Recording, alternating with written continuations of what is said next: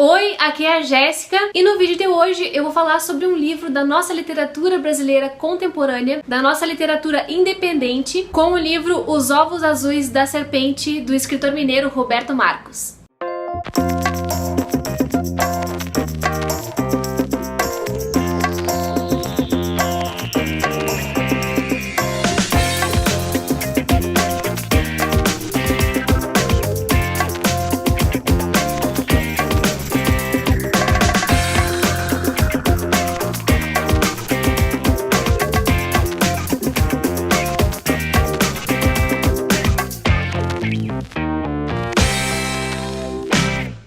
Esse vídeo então é um publi editorial. O autor entrou em contato comigo para ver se eu tinha interesse em falar sobre a obra dele aqui no canal. Eu dei uma olhada na sinopse, assisti uma resenha sobre ele, inclusive uma resenha do canal do Nicolas, do Las Hojas Muertas e Outras Hojas, que eu admiro bastante, acompanho inclusive. E com as informações que eu tive da obra, é claro que eu tive interesse em ler, especialmente por ser da nossa literatura, né, que eu gosto de valorizar, a literatura contemporânea que está sendo produzida agora, por escritores que estão aí na batalha, né, tentando publicar, lançar a sua literatura. E eu fiquei muito feliz por ter esse contato aqui do Roberto, o autor do livro. Eu comecei a leitura desse livro em dezembro do ano passado, deveria ter começado antes, mas infelizmente não consegui. Ele é um livro bastante extenso, bem gordinho, como vocês podem acompanhar aqui, e além disso, ele é um livro bastante denso. Eu dei uma olhada no comecinho do texto, percebi que eu precisaria de bastante dedicação para acompanhar essa história, e por isso eu deixei ele para quando eu entrasse em férias, né, quando eu pudesse realmente me dedicar a essa leitura. Levei acho que umas 3 semanas lendo. É um texto que requer bastante trabalho do leitor e eu vou apresentar um pouquinho dele hoje pra vocês. Esse romance então foi publicado em 2017 de maneira independente. Ele tem mais de 500 páginas, tem 514 páginas se eu não me engano. Ele tem uma diagramação bem generosa, ele tem fonte grande, tem um baita de um espaço aqui nas folhas. Então, por mais que ele tenha 500 páginas, talvez se ele fosse diagramado de uma outra forma, ele teria, sei lá, 350, 400 páginas no máximo. Então, é extenso também pelo formato, mas enfim, do que trata então Os Ovos Azuis da Serpente? O romance vai retratar 4 personagens que são muito diferentes entre si e que moram todos no mesmo prédio. Eles moram nesse prédio, mas eles não se conversam, eles não têm alguma relação íntima, e o narrador faz questão de manter uma aura de mistério sobre esses personagens. Então a gente conhece os 4 por nomes e codinomes, que são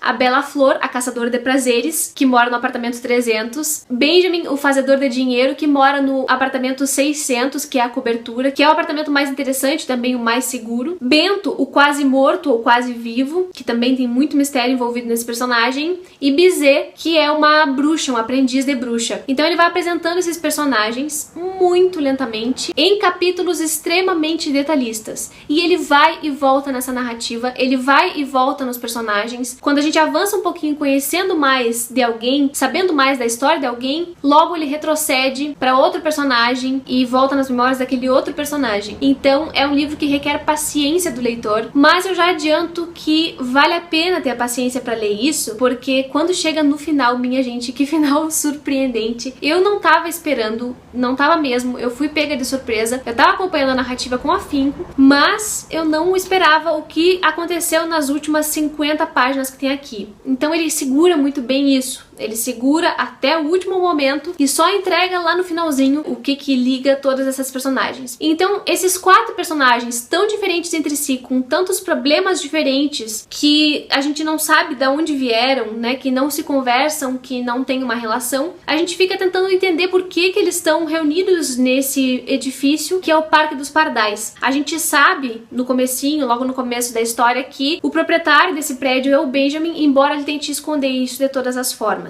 E a gente sabe também que é um apartamento por andar e que por isso as pessoas podem viver de uma forma bem isolada nesse prédio, sem ter qualquer relação. A gente sabe também, ao longo do texto, que cada personagem tem uma vida muito diferente um do outro. Por exemplo, o Benjamin, que é esse cara rico, proprietário do prédio, ele tem uma rotina que envolve o trabalho o dia inteiro, né? Ele é uma espécie de agiota, ele tem uma empresa que empresta dinheiro para as pessoas e cobra juros altíssimos, com isso ele enriqueceu. Então ele passa o dia inteiro fora e ele é todo metódico, cheio de esquemas e mantém uma rotina muito rígida. Então, logo no começo a gente só sabe isso sobre ele, que ele é um cara meio estranho, meio esquisitão, que faz sempre a mesma coisa, chega sempre em casa no mesmo horário e mantém certos rituais assim na vida dele. A Beija-Flor, a gente sabe que ela é uma caçadora de prazeres. Ela sai à noite pra fazer programas, né? Então ela é uma garota de programas, uma prostituta, chame como quiser. Mas o fato é que ela tem umas razões peculiares pra fazer isso. E a gente não sabe no primeiro momento também. Então ela se veste de uma maneira bastante escandalosa e sai só quando todo mundo já tá se recolhendo em suas casas. E ali na rua ela procura os seus clientes, que são clientes também de uma forma meio diferente, porque ela não cobra por aqueles programas. Ela escolhe a dedo as pessoas com quem ela vai se relacionar. Tem a Bizet, então, que é essa aprendiz de bruxa, e quando a gente conhece essa personagem, a gente sabe que ela tem uma relação muito forte com a avó dela, a Hermínia, que é uma espanhola que veio morar no Brasil, e essa avó tinha muito conhecimento sobre ervas, sobre magia, sobre o uso dessas ervas pra cura, e ela vai pegando esse conhecimento da avó desde a infância, então ela é como se fosse uma descendente, a bruxa da próxima geração, como a avó dela era tida como bruxa, né, ela também seria. Tem também o Bento, que a gente não sabe muito sobre ele não sai quase de casa, ele vive num estado de letargia muito grande, ele não tem perspectivas assim na vida, ele passa muito tempo rememorando coisas da infância dele, e ele tem um ar de mistério também, de incompreensão do mundo, de incompreensão de si, de traumas muito grandes. Então tudo isso vai se somando e a gente aos pouquinhos, mas muito aos pouquinhos mesmo, vai percebendo que existe uma certa relação entre eles, embora eles não conversem. Não tem aquela coisa de vizinhança,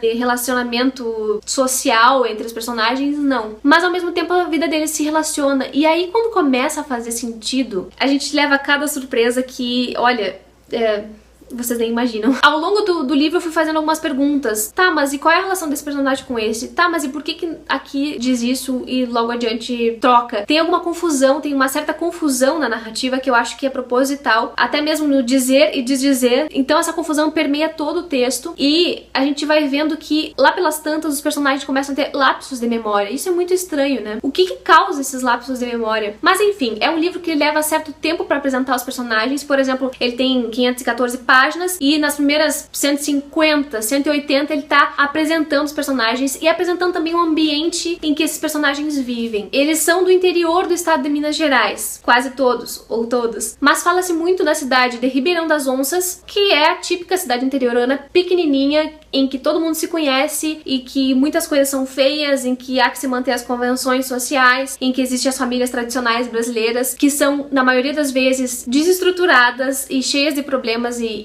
podridões que são escondidas para baixo do tapete. E a história também se passa em Santa Clara dos Cristais, que é uma cidade um pouquinho maior, pelo que eu pude entender, em que já tem um pouco mais de urbanidade, não é aquele interior tão interiorano, mas que também carrega os seus preconceitos. Então esse é o espaço onde se passa a história, tanto em Ribeirão das Onças, quando chega a rememoração, as lembranças das personagens, quanto em Santa Clara dos Cristais, que é o presente da narrativa, onde fica o Parque dos Pardais, que é o condomínio onde mora toda essa gente. A gente tem também alguns personagens secundários, mas que têm certa importância na história, porque eles participam ou são causadores de algumas coisas na vida dos protagonistas. Então a gente tem a Hermínia Flores, que é a avó espanhola, que desempenha um papel fundamental aqui na formação da Bizet, que é essa aprendiz de bruxa, né? Ela conta muitos causos e analisa muito a situação. É a matriarca, né, que fica ali observando o desenrolar das coisas, o passar do tempo, as questões mais essenciais da vida, tipo vida e morte, o que é certo, o que é errado, a presença de Deus, enfim. A gente tem também a Bona Maríssima, que aparece várias vezes na história, que é a irmã da Beija-Flor, a irmã mais nova de Beija-Flor, que passou por vários perrengues na sua jovem vida e traz isso pra narrativa de uma forma bem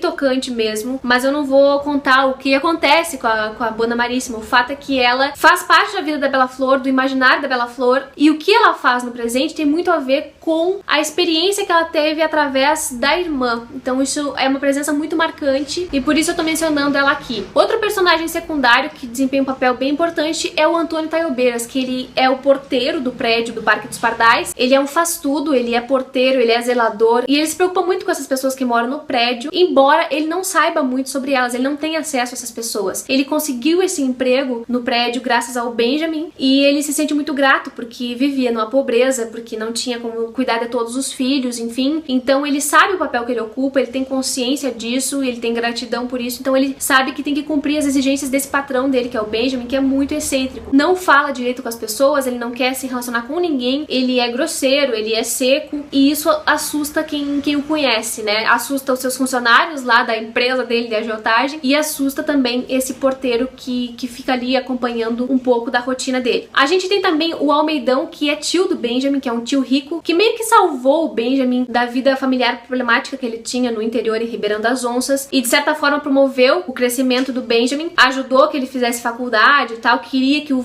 sobrinho tivesse um destino brilhante. E esse tio é uma figura que não aparece muito, embora ele tenha bastante influência na vida do personagem. Tem também a Sonora Flores, que é a tia casada com o Almeidão, que também tem um papel crucial na vida do Benjamin, um papel que eu não imaginava e que me assustei um pouco ao conhecer. Esse é um livro que vai trazer então vários temas. Ele vai falar sobre personagens que têm um vazio existencial, personagens solitários, que têm uma sensação de não pertencimento, um certo desajuste, não se enquadra em nenhum papel, né? Esses personagens não se enquadram em estereótipos de gente normal. Retrata também o preconceito e a hipocrisia que rola nessas cidades do interior, né? Que as pessoas são muito conservadoras, muito moralistas, e se for ver, o teto de todo mundo é de vidro. Ele fala bastante sobre família, sobre o papel da família, né? Como a família é importante e como muitas vezes, por ser desestruturada, por ter vários problemas, acaba desgraçando a vida das pessoas que fazem parte dela. Isso é algo muito forte na narrativa. Vai fazer algumas críticas sociais também, nesse sentido de apontar que as pessoas são hipócritas, que os governos prometem coisas, começam obras e não terminam, especialmente nos interiores, né, que não tem atenção devida. Fala bastante disso, de estradas abandonadas, ferrovias, enfim. Vai falar também sobre violência de gênero, de certa forma. As personagens femininas aqui me chamaram bastante atenção. Todas elas praticamente sofrem violência de gênero de alguma forma, em alguma medida. Vai ter abuso sexual, vai ter um pouco de incesto, vai ter suicídio e também vai falar de masculinidade hegemônica, né? Vai falar sobre esse papel que se espera do macho e o que acontece quando não se entrega esse papel para a sociedade. É um livro que tem várias camadas e que tem temas pesados e que me surpreendendo bastante, porque no começo do texto a gente não tem esse peso ainda, a gente vai só conhecendo os personagens, se ambientando com aquela cidade, e lá pelas tantas, depois da página 200, começa a acontecer coisas que vão pesando, sabe? Vão dando um certo soco no estômago, e aí a gente vai entendendo como se formou aquele conjunto, como se formaram aquelas pessoas ali, por que elas são do jeito que são. Mas o nó só vai ser desatado bem no final mesmo. Então, por muito tempo a gente fica se perguntando por quê? O que tá acontecendo com essa gente? Por que estão todos reunidos aqui? Aonde vai dar isso, né? Então, há que ter paciência pra esperar o desenrolar da história, mas é uma história que vale muito a pena acompanhar. Esse livro tá estruturado em vários capítulos. Ele vai apresentando personagens por capítulos específicos, então primeiro apresenta um, depois apresenta outro, depois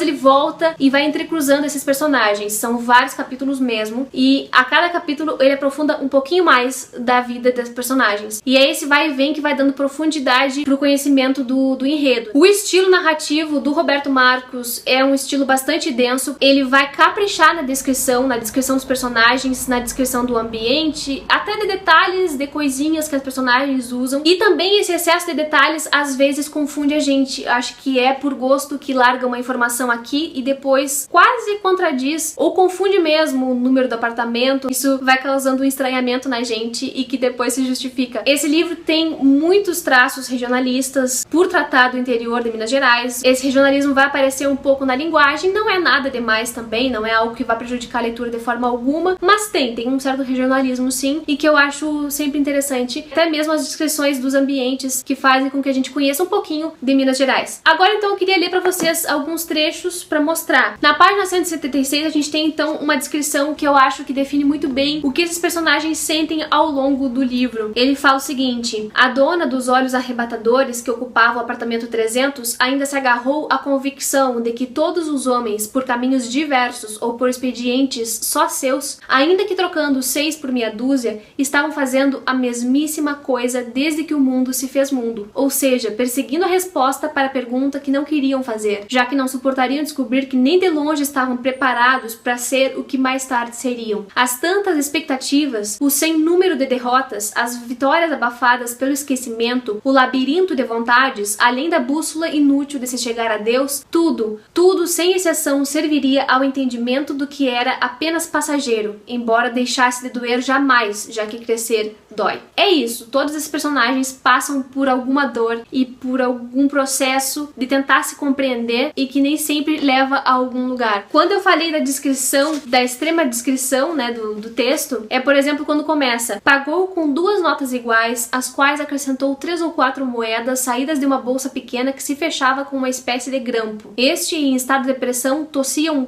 clique breve e metalizado. Estripulia sonora que, repetida à exaustão, agradava aos ouvidos dela. Ele é super detalhado mesmo. Quando ele fala também da solidão, do não pertencimento, tem o trecho que diz assim: ali, naquela borra de pouca claridade, o desfile de automóveis que pareciam ter destino certo confirmava que as pessoas, distante do que precisam ser, transgridem, sempre empurradas por uma estranha força que tem a cara da própria rejeição. E infringir padrões do que é correto leva quase sempre a uma pergunta estúpida que exige uma explicação boazinha, uma que explique o desejo louco de jogar no lixo toda a irracionalidade possível. Afinal, quando se buscam prazeres extremados, importa pouco que se perca o contato com o lógico ou com aquilo que precisa ser bem compreendido, mesmo porque basta uma sutil derrapada em verdades que se condenam para que, sem opção, o corpo e a cabeça admitam viver daquilo que a razão refuga. Então o livro vai tratar muito disso, né? O que a razão manda, o que o instinto faz, o que a gente faz para tentar viver, para tentar sobreviver nesse mundo que é louco, que é caótico, que tem umas coisas esquisitas acontecendo, por mais que tente aparentar uma normalidade. Sobre a solidão, tem uma parte que eu acho muito bonita, que é sobre a avó, né? A Hermínia, quando ela fala sobre esse sentimento que acompanha muitas pessoas, ela diz o seguinte: a avó sempre contava de pessoas que se trancavam na calada do próprio sofrimento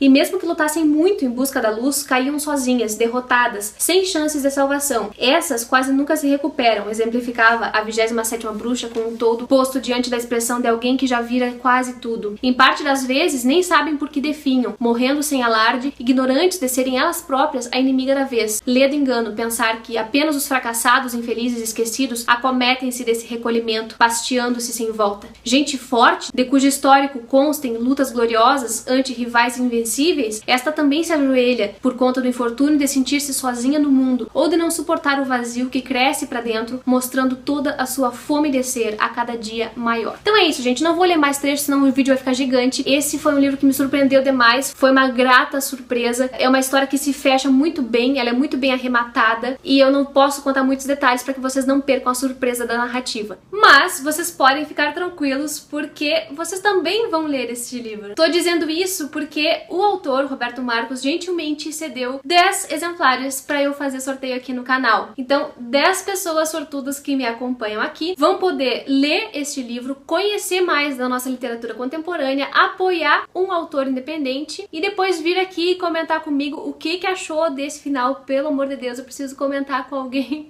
sobre esse final. Todas as regras para participar desse sorteio vão estar aqui embaixo no box de descrição. Leiam tudo com atenção, preencham o formulário para poder participar. Não esqueçam de ler todas as regras, porque tem muita gente que perde de ganhar sorteio só por não ler as regras, tá, gente? Então, leiam tudo que tá aqui, todos os requisitos para poder ganhar esse livro e aí depois é só ser feliz. O autor mesmo vai mandar diretamente para vocês, eu vou só recolher os endereços e ele mesmo envia. Participem do sorteio porque esse livro precisa ser lido, tá? É um livro que mostra muito bem o potencial da nossa literatura, é um livro que surpreende, é um livro bem escrito, é um livro que requer engajamento, requer que a gente leia devagarinho, degustando, apreciando e prestando atenção nos detalhes. Prestem atenção em todos os detalhes, porque isso faz diferença lá no final, tá bem? Espero que vocês tenham gostado desse vídeo, espero que tenham gostado da resenha. Roberto, muito obrigada por confiar no meu trabalho, por procurar o canal. Eu espero que também agora se abra um novo espaço aqui para que outros autores também se sintam encorajados em anunciar os seus livros aqui, porque eu gosto realmente de poder trazer para vocês um conteúdo que seja também diferenciado nesse aspecto, né? Que traga novos autores, que apresente novas obras e especialmente que valorize a literatura brasileira. Então, autores brasileiros que quiserem também divulgar a sua obra podem entrar em contato comigo. Aqui embaixo tem o meu e-mail de contato, porque eu acho que o canal também